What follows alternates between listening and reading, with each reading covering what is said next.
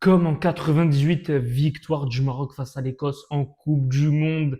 Et oui, salut à tous, j'espère que vous allez bien. On se retrouve pour une nouvelle vidéo et là, un nouveau débrief justement de cette Coupe du Monde et cette fois du Maroc et victoire 1-0 face à l'Écosse. Ça fait vraiment plaisir, surtout le jeu que ça a proposé. Mais qu'est-ce que c'est beau avoir joué, franchement magnifique, un pur régal déjà. Ismaël Saibari, comment ne pas commencer par lui? Certes, il est buteur, mais quand même, qu'est-ce qu'il apporte offensivement à cette équipe marocaine? Déjà, dès la deuxième minute de jeu, voilà, ça a à peine commencé. Le match, il vient juste à peine d'être sifflé. Il marque. Il marque tout simplement. En plus, un très beau but, très belle reprise de volée. Mais lui, c'est que des beaux buts. Il a enfin retrouvé son niveau qu'il avait au PSV Eindhoven cette saison. C'est juste ça qu'on lui demandait et il l'a enfin retrouvé. Vu qu'à la dernière CAN, c'était vraiment pas ça. C'était même pas ça du tout. Et là, enfin, il répond présent vu qu'on connaît tous son talent, sa qualité de jeu. Et là, il répond totalement présent. C'est à ce moment-là, c'est face au Brésil, c'est face à l'Écosse, c'est dans ces grandes compétitions qu'on attend. Et là, c'était juste un sans faute pour sa part, même en un moment en plus, surtout je pense en deuxième période qui pouvait mettre un deuxième but, mais ça touche la barre. En même temps, ça a été contré par un joueur écossais, quel dommage. Mais en tout cas, franchement, encore un match remarquable de sa part. Il a vraiment, en tout cas, sa place dans cette équipe, dans ce 11. C'est franchement le titulaire indiscutable. Ça, c'est sûr. Il n'y a aucun doute là-dessus. Franchement, bravo pour le match qu'il a vraiment réalisé, qui fait tellement plaisir. C'est tellement plaisir à avoir joué en plus. C'est surtout ça. Aussi, Bilal El Khenous, le match qu'il a proposé. Certes, il a fait un loupé, je l'accorde. Mais le reste, que ce soit offensivement et défensivement, il était présent. Il était partout. Il lâchait rien. Franchement, il courait comme un bonhomme, alors qu'il est tout jeune. Mais cette équipe du Maroc, c'est surtout ça. Elle est vraiment encore tout jeune. Mais il y a pour des années et des années à venir. Ayoub Boadi aussi exceptionnel, même si c'était quand même un peu moins bien que face au Brésil. Voilà, toujours présent, mais surtout Monsieur, je dois l'appeler monsieur. Que peut-on dire autre que monsieur El Ainaoui, le milieu de terrain de la Roma? Mais franchement, un patron. Mais il a sauvé cette équipe. Il l'a sauvé. Il regarde droit dans les yeux tout le monde en face. Franchement, il a peur de personne. Ça, c'est un milieu de terrain justement qu'on attend. Un vrai guerrier au milieu de terrain, c'est lui. Franchement, juste mes félicitations. Mais la performance qu'il a réalisée avec également en défense Shadi Riyad, le joueur de Crystal Palace. C'était franchement magnifique, un vrai stopper, un vrai combattant lui aussi, mais un vrai patron en tant que défenseur. Et pourtant, il est tout jeune, s'il vous plaît. Certes, il est encore jeune, mais qu'est-ce qu'il est vraiment exceptionnellement fort en défense. Il n'a pas peur des autres adversaires qui ont presque le double de son âge. Mais franchement, il est beaucoup trop fort. C'est pour ça notamment qu'il a gagné la Conference League avec Crystal Palace cette saison. Ce n'est pas pour rien. Franchement, très très beau match de sa part. Pour ma part, franchement, les trois meilleurs de ce match, c'est Saibari, El Ainaoui et Shadji Riyad. Vraiment, les trois là, c'est pour moi les trois meilleurs. En tout cas, d'ailleurs, dites-moi pour vous qui a été vraiment le meilleur joueur de ce match. Mais pour ma part, ça se bat vraiment entre ces trois là. Mais en tout cas, je sais même pas qui choisir tellement les trois ont emporté de leur manière à cette équipe et qui ont permis justement cette victoire qui est vraiment précieuse, vu que du coup maintenant le Maroc est premier. Mais après, le match du Brésil n'a pas été encore joué face à Haïti à l'heure où je tourne cette vidéo. C'est pour ça. Ils vont jouer tout à l'heure dans quelques minutes. En tout cas, ça fait vraiment plaisir cette victoire. Et en tout cas, même si le Brésil gagne, c'est ex aequo premier. Franchement, là, 3 points vraiment précieux. Ça fait tellement plaisir cette victoire. Là, ça c'est sûr. Par contre, Brahim Diaz, je suis vraiment déçu. Certes, passeur décisif, mais par contre, le reste du match, le reste du temps, On, on a l'impression qu'il est un peu égoïste sur le terrain. Voilà, il pense que à lui, il doit tellement lâcher le ballon plus vite que ça à des moments. Mais surtout, il y a une action où il est en profondeur, il est tout seul, il peut la mettre juste à gauche pour marquer le but du 2-0, mais il fait n'importe quoi.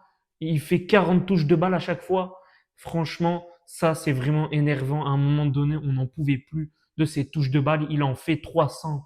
C'est bon. Il dribble quoi? Il veut même dribbler qui? L'arbitre? Non, mais là, à un moment donné, Brahim Diaz, ça sert plus à rien. Là, c'est franchement, c'était inutile après. Après, ça passe décisif.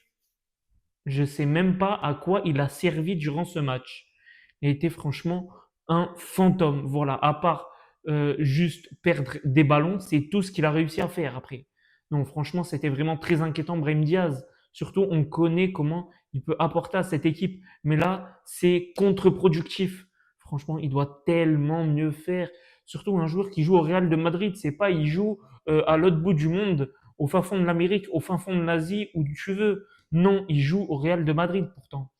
En tout cas, il doit largement mieux faire. On attend beaucoup plus de lui, surtout qu'il lâche plus vite le ballon pour faire circuler le jeu, pour faire avancer. Vu que là, le Maroc, je suis désolé, mais qualité offensive, qualité technique, toute l'équipe, que ce soit au milieu de terrain, en défense, tout le monde a de la qualité technique et peut faire avancer plus vite ce ballon, plus vite ça circule, plus vite surtout ça peut créer des décalages et surtout créer des grosses occasions qui peuvent vraiment faire la différence à un moment donné et marquer. C'est surtout ça. C'est ça qui manque. Que Brahim Diaz, à des moments, il fait ralentir ce jeu. Non, faut que ça aille plus vite que ça à des moments donnés. Faut que ça va vraiment plus vite. Vu que certes, il y a eu 1-0, mais ça pouvait mettre 2-3-0, franchement, durant ce match. En tout cas, mais magnifique prestation, surtout de quasiment toute l'équipe. On sentait vraiment qu'ils étaient tous concernés par ce match qui avait été vraiment précieux, ce match. Il était vraiment crucial pour la suite de la compétition, vu que si tu le perds, il y a vraiment très peu de chances pour se qualifier ou peut-être parmi les meilleurs troisièmes. Mais le Maroc doit finir premier de ce groupe. C'est ça les objectifs. C'est bon, c'est plus comme en 2018 où fallait juste espérer une qualification pour plus tard. Non. Maintenant, les objectifs, c'est juste de gagner. Mais de gagner la Coupe du Monde. C'est bon. Maintenant, il faut mettre les objectifs vraiment haut, à la hauteur, au potentiel qu'a justement cette équipe, ces joueurs. Voilà. Notamment les rentrées qui ont quand même fait du bien à la fin du match, notamment Eima Imouni. Franchement, Eima Imouni, quelle rentrée de sa part. Même si à des moments, il pouvait faire des meilleurs choix, mais en tout cas, très bonne rentrée de sa part, vraiment combativité au max. Raimi, pareil, franchement, il n'y a rien à lui reprocher, surtout sur sa rentrée, hein, il a fait du mieux qu'il pouvait. Aussi, Shemseddine Talbi, franchement, très belle rentrée également de sa part, franchement, très bien. Même si à un moment donné, je ne sais pas ce qui s'est passé, on n'a pas compris pourquoi il n'y avait pas corner, mais je pense qu'il y avait sûrement hors-jeu de la part d'un Marocain. En tout cas, très belle frappe à la fin du match hein, de Shemseddine Talbi. Dommage, normalement ça aurait fini en corner, mais bon, c'est comme ça. Et surtout, comment ne pas parler surtout de Issa Diop. Issa Diop qui pour ma part est un peu fébrile quand même, où on a un peu des doutes en défense, notamment on l'a vu face au Brésil, hein. Notamment à un moment ça passe en retrait. C'était vraiment très très moyen, heureusement qu'il y avait Bounou. Et là, durant ce match, à des moments, dans des duels, ça doit largement être meilleur. Franchement, on ressent pas justement ce truc de leader, de joueur d'expérience. C'est justement ça qui doit apporter à cette équipe. Je suis désolé, mais si justement Mohamed Warbi l'a pris, c'est justement pour apporter son expérience à cette équipe. Donc déjà qu'il joue pas trop avec Fulham, mais quand même il a une grande carrière. Voilà, c'est justement le moment pour apporter son expérience à toute cette équipe, à toute cette jeunesse, notamment à Chadi Riyad, à Ayoub Wedji, à Bilal Khenous, aussi à tous les jeunes, comme Samir El Mourabet aussi qui est rentré à la fin du match, vraiment à la toute fin du match. Euh, voilà, il y a vraiment énormément de jeunes dans cette équipe et c'est justement à eux qu'il faut transmettre justement l'expérience. Et franchement, en tout cas, les jeunes, pour ma part, c'était vraiment les plus présents durant cette rencontre et ça annonce juste une suite de Coupe du Monde magnifique. Voilà. En tout cas, franchement, on s'est totalement régalé pour ma part. Hakimi, C'était bon, mais c'était sans plus, quoi. On connaît tous de quoi il est capable, il peut largement mieux faire. Voilà, il peut encore mieux faire, aller encore plus loin. Franchement, il peut encore élever son niveau. En tout cas, nous, Ser Mazraoui, franchement, peut-être que ça doit être lui, justement, le capitaine de cette équipe, un vrai patron, le latéral gauche. Mais franchement, c'est juste un pur régal.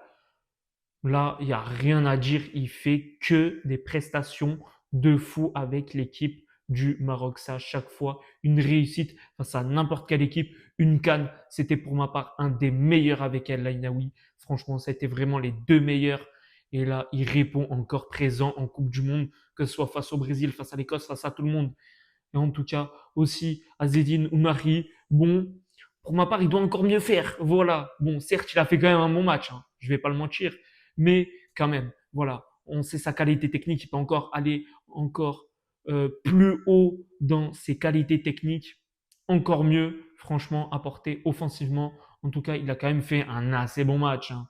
Voilà. Mais en tout cas, franchement, ça annonce franchement une très bonne suite pour cette Coupe du Monde, notamment, bon, je pense que face à Haïti, ça va le faire. Il faut pas se mentir, il y aura peut-être du changement pour ce dernier match, peut-être pas forcément dans les titulaires, mais qu'à un moment donné, je pense que ça va sûrement ouvrir le score, etc. Où là, il y aura peut-être du changement, des nouvelles rentrées. On va voir notamment Jessim Yassine à un moment dans cette Coupe du Monde. Ça va être justement son moment face à Haïti. Au moins qui va rentrer avec justement l'équipe du Maroc. Au moins qui joue au moins quelques minutes, qu'il n'a pas juste fait le voyage comme ça. Mais en tout cas, on espère vraiment un maximum de temps de jeu pour vraiment tous les joueurs du Maroc. Franchement, surtout face à Haïti, c'est le moment parfait. J'ai envie de dire, peut-être tu mets le 11 titulaire le même. À un moment donné, tu mènes au score, tu peux faire tourner, tu vois que tu maîtrises le match. Franchement, juste pour voilà faire plaisir à tout le monde, c'est le moment parfait justement. Ça va pas être en huitième de finale ou en quart à vraiment un match franchement crucial qu'il vous faudra justement faire des changements. Voilà, vu que faut aussi que tout le monde puisse jouer un minimum dans cette compétition pour être le plus prêt possible à tout adversaire au cas où il y a une blessure, il y a un malade, il y a voilà une chose, un facteur X qui fait qu'il y a un joueur qui ne soit pas présent. En tout cas, il faut vraiment que tout le monde soit impliqué à 100% pour cette Coupe du Monde. Absolument. En tout cas, n'hésitez pas bien évidemment à vous abonner à ma chaîne YouTube, aussi à mettre un commentaire, un like. Et on va se retrouver très prochainement, du coup, je pense, pour le prochain match Espagne-Arabie Saoudite en Coupe du Monde qui aura lieu ce week-end. Bien évidemment, il y aura des débriefs de l'équipe de France, du Sénégal et de l'Arabie Saoudite, bien évidemment, et toujours du Maroc. C'est vraiment les 4 sélections que je fais absolument. Et du coup, n'hésitez pas aussi à vous abonner, certes, à ma chaîne YouTube, également à tous mes réseaux sociaux, Instagram et TikTok, bien totalement dans la description. Et sur ce, en tout cas, on va se retrouver bientôt et ciao!